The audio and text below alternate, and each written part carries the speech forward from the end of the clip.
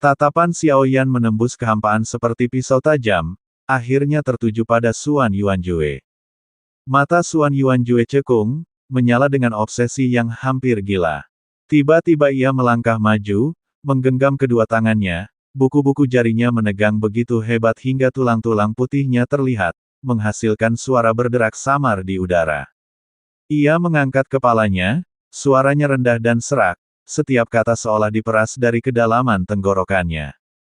Saudara Xiao Yan, aku, Xuan Yuanjue, tidak takut mati. Jika aku bisa mati berjuang untuk para abadi, itu lebih baik daripada menjalani kehidupan yang menyedihkan seperti semut di dunia pegunungan dan lautan ini. Kata-kata ini bergema dalam keheningan yang mencekam, membawa tekad yang tak terbantahkan. Xiao Yan terdiam sejenak, jelas merasakan kemarahan yang telah lama ditekan di dalam diri orang lain. Di dunia yang kejam ini, ruang hidup umat manusia telah lama tertekan hingga ke ambang kepunahan. Xiao Yan perlahan membalas salam itu, kedua telapak tangannya disatukan, nadanya solemn dan tegas, karena kakak Xuan Yuan telah mengambil keputusan, gerbang sensi akan terbuka untukmu. Saat ekspresi Xiao Yan berubah gelap, bahu Xuan Yuanjue yang tegang sedikit terkulai, niat membunuh yang siap meledak akhirnya menemukan jalan keluar. Namun, kesepakatan singkat ini hancur oleh dengusan dingin. Xuan Huang melangkah maju, setiap langkahnya menyebabkan kehampaan bergetar. Dia berdiri dengan tangan di belakang punggungnya, tidak memandang Xuan Yuanjue, tetapi mengarahkan pandangannya ke kejauhan. Tekanan tak terlihat meledak dari tubuhnya, seberat gunung yang runtuh. Seketika menekan udara di sekitarnya, berderak di bawah beban dahsyat kekuatan naga. Retakan menyebar di tanah, kerikil melayang, ekspresi Xuan Huang dingin, suaranya mantap, namun menusuk tulang. Meskipun klan naga tidak ikut campur dengan tingkat menengah cermin, hukum di sini tidak pernah berubah. Yang lemah binasa, yang kuat bangkit, inilah tatanan gunung dan laut. Dia menoleh, dan sosok Xuan Yuanjue tercermin di pupil matanya yang berwarna emas. Nada suaranya dipenuhi dengan penghinaan yang tak terselubung.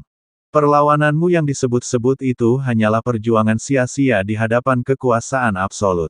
Xuan Yuanjue merasakan kekuatan yang menindas, kakinya tenggelam dalam ke bumi, tempurung lututnya berderit keras. Dia mengangkat kepalanya, menghadapi kekuatan naga yang mampu menghancurkan kemauan seseorang. Senyum dingin dan keras melengkung di bibirnya, dan kilatan dingin muncul di mata Xuan Yuanjue. Dia tiba-tiba menegakkan punggungnya, menahan diri terhadap kekuatan naga yang seperti gunung, setiap serat ototnya bergetar hebat. Dia tertawa pelan dan dingin, suaranya sangat menusuk di udara yang membeku. Sungguh tatanan gunung dan laut yang indah. Ketika aku kembali, aku akan membuat ras-ras yang memangsa manusia lenyap begitu saja. Sumpah ini, seperti es yang tajam, langsung menembus ketidakpedulian Xuan Huang, dan wajah Xuan Huang menjadi gelap sepenuhnya. Dia mengepalkan tinjunya erat-erat, dan suara keras dan meledak keluar dari sela-sela buku jarinya, seolah-olah guntur berkumpul di telapak tangannya. Dia melangkah maju. Satu langkah saja menghancurkan kehampaan di bawah kakinya, pecahan-pecahannya berjatuhan. Xuan Huang menatap tajam Xuan Yuanjue, suaranya terdengar tercekat, dipenuhi tekad yang tak terbantahkan untuk menghancurkan. Pria ini adalah momok, ancaman bagi kedamaian gunung dan laut. Dia harus disingkirkan hari ini. Udara terasa benar-benar kering saat itu, suhu anjlok hingga membeku, dan debu di sekitarnya melayang di udara, tidak lagi terbawa angin. Gelombang energi dahsyat meletus di sekitar Xuan Huang, mendistorsi dan mengubah kehampaan di sekitarnya. Xue Yuanjue tidak menunjukkan tanda-tanda mundur. Dia sedikit membungkuk, ujung jarinya menekan telapak tangannya, darah menetes dari sela-sela jarinya ke tanah, setiap tetesnya menimbulkan bunyi gedebuk yang berat. Jarak antara keduanya dipenuhi niat membunuh, ruang angkasa mengerang di bawah benturan aura mengerikan mereka, pertempuran besar akan segera meletus. Hanya sedetik sebelum kehancuran, sesosok tubuh diam-diam menyelinap di antara keduanya. Kaki Xiao Yan menapak kuat di kehampaan. Dia tidak melepaskan energi apapun, namun dia bertindak sebagai penghalang alami, memblokir niat membunuh Xuan Huang dan Xuan Yuanjue, yang hampir merobek ruang. Cahaya energi dahsyat pada kepalan tangan yang secara paksa memisahkan Xuan Huang berkedip-kedip, setiap kilatan menyebabkan ruang hampa di sekitarnya runtuh dengan dahsyat. Xuan Yuanjue merasa napasnya menjadi berat dan cepat. Dia menatap tajam tangan Xuan Huang, menekan telapak tangannya dalam-dalam. Darah mengalir di antara jari-jarinya, mengental menjadi butiran merah gelap di ruang hampa. Xiao Yan berdiri di antara keduanya.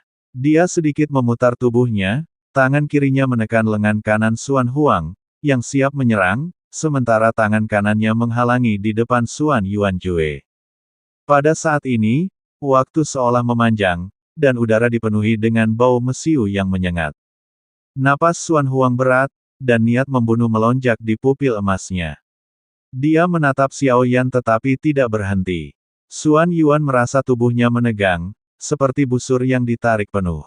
Jika Xiao Yan menggerakkan tangannya sedikit saja, dia akan menyerbu ke arah Xuan Huang tanpa ragu-ragu.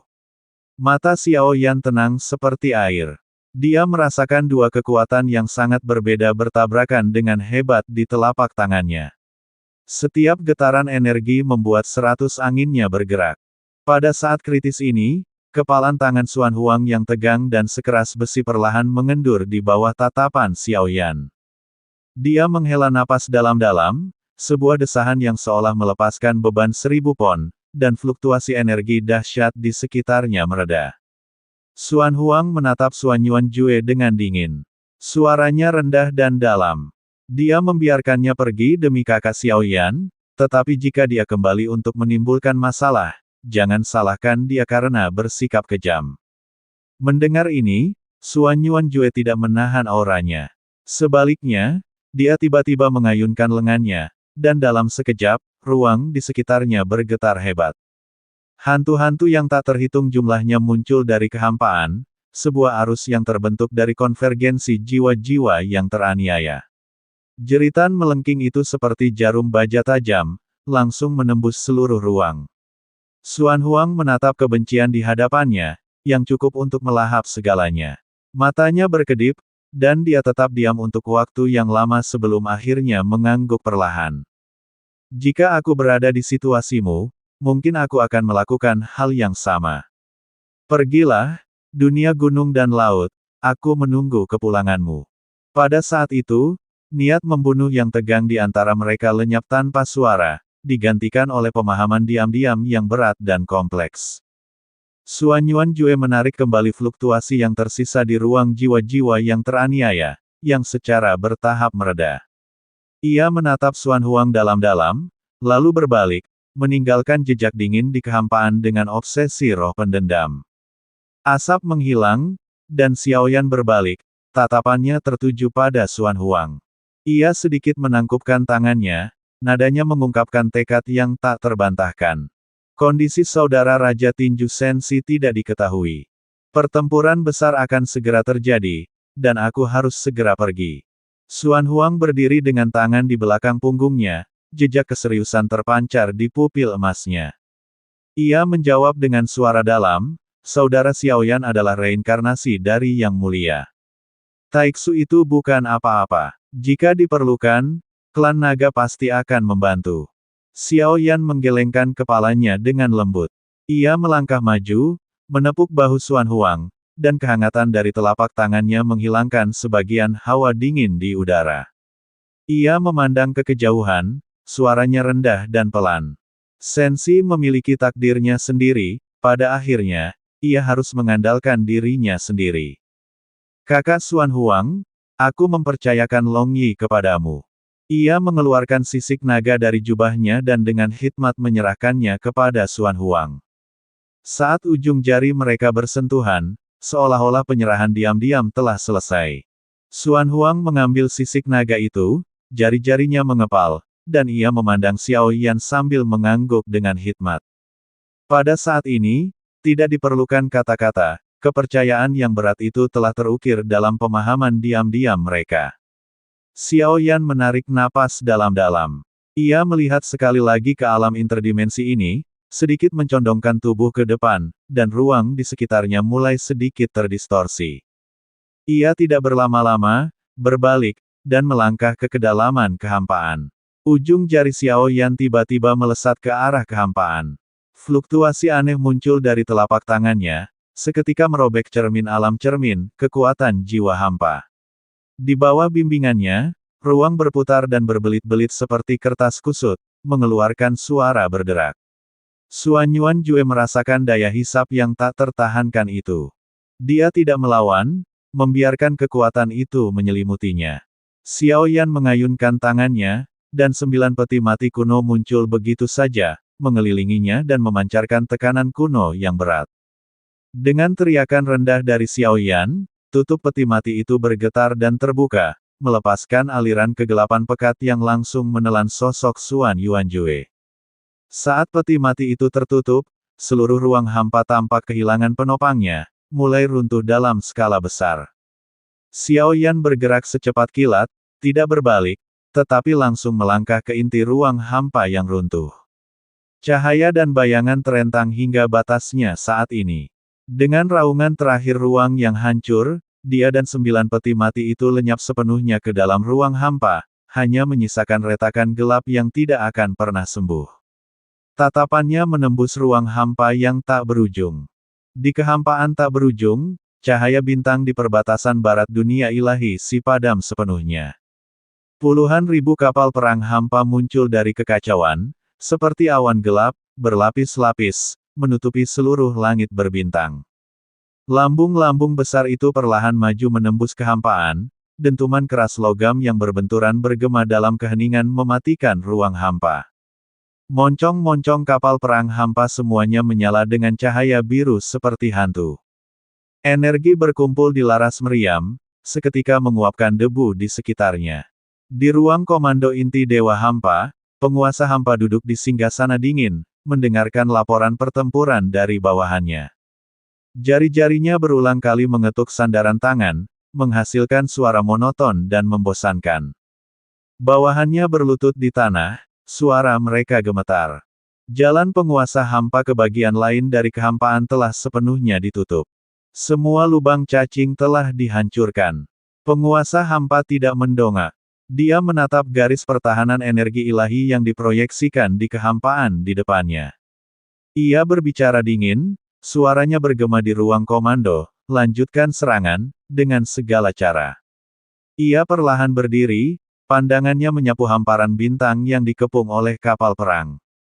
Kematian 100 prajurit Taiksu untuk 1 sensi sepadan, bahkan untuk seorang prajurit yang kuat. Dengan perintahnya, kapal perang yang tak terhitung jumlahnya kembali berakselerasi, memperketat cengkeraman mereka pada garis pertahanan sensi. Di dalam ruang komando Dewa Void, layar taktis biru memantulkan wajah muram penguasa Void. Ia menatap formasi Legiun Sensi di layar, jari-jarinya berulang kali menggosok sandaran tangan, suara gesekan keras ujung jarinya pada logam sangat jelas terdengar dalam keheningan yang mencekam. Pasukan permaisuri mempertahankan posisi bertahan. Mereka tampaknya sengaja menghindari konfrontasi langsung, setiap pertempuran berakhir dengan cepat dan kemudian mundur. Suzu tiba-tiba berdiri, berjalan ke jendela kecil ruang komando. Pandangannya menembus lapisan kapal perang, tertuju pada massa yang bergejolak dan kacau di kejauhan. Ia menatap awan kabut itu. Pupil matanya menyempit tajam, rasa dingin merambat di punggungnya. Ah! Gumamnya, suaranya rendah dan mengancam seperti geraman binatang buas, tidak pernah konfrontasi langsung, hanya mengulur waktu. Pikiran ini, begitu muncul, tumbuh liar di dalam dirinya seperti gulma. Dia tiba-tiba menoleh untuk melihat hamparan bintang yang diblokade oleh kapal perang, kegelisahan di hatinya semakin meningkat. Jika bukan karena menunggu kembalinya yang mulia yang legendaris, mengapa permaisuri sampai melakukan hal-hal ekstrim untuk melindungi penguasa kekosongan? Tinju-tinju tangannya mengepal erat, sandaran tangan logam berderit karena tekanannya, buku-buku jarinya sedikit gemetar karena kekuatan yang berlebihan. Jauh di dalam langit berbintang, deru kapal perang terus berlanjut. Tetapi penguasa kekosongan merasakan rasa sesak yang belum pernah terjadi sebelumnya. Pertempuran penentu yang sebenarnya telah dimulai secara diam-diam, dan suasana yang mencekam, seperti badai yang mendekat, menyelimuti seluruh kota ilahi seperti kegelapan malam.